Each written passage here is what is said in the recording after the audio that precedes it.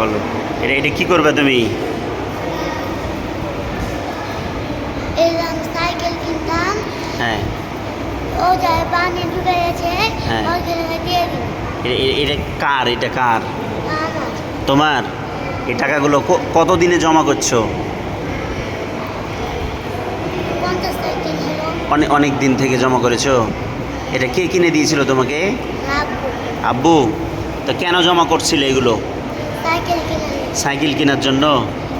তো তুমি সাইকেল না কিনে এটা এখন কি করতে চাচ্ছ? ওই বন্যায় যারা ডুবে যাচ্ছে তাদের জন্য দিতে চাচ্ছ? এই বুদ্ধি কে দিল তোমাকে? আব্বু আব্বু বুদ্ধি দিয়েছে। কত টাকা আছে এটাতে? 2-3 হাজার টাকা হবে। আচ্ছা আচ্ছা, তাহলে আমরা এটা এটা খুলবো, এটা খুলবো। তোমার নাম কি? তানজিল। হ্যাঁ, তানজিল তানজিল। আব্বুর নাম কি? কবি কবির। বাবা কি করে? অটো চালায়। অটো চালায়। আর তুমি কোন ক্লাসে পড়ো? শিশু শিশু। বাড়ি কোথায় তোমার? আঙ্গারিকা আঙ্গারিয়াপাড়া, নামশঙ্করবাটি, চাঁপাইনবাবগঞ্জ। ঠিক আছে।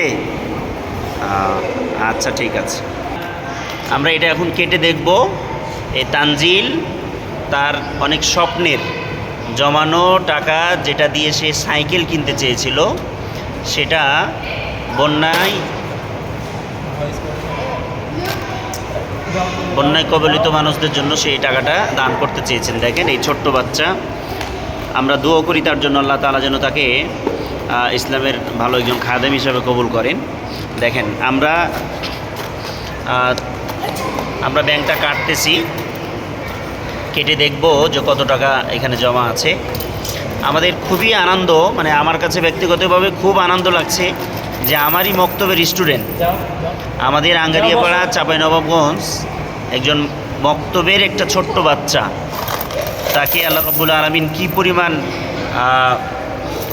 মেধা দিয়েছেন। দেখেন নিজের জমানো স্বপ্নের জন্য, মানে সাইকেল কিনবে, সেই দীর্ঘ গোনেন তো টাকাগুলো, গোনেন তো, সাইকেল কিনবে এই জন্য দীর্ঘদিন থেকে জমাচ্ছে, সেই টাকাগুলো সে বন্যায় কবলিত মানুষদের জন্য দিতেছেন।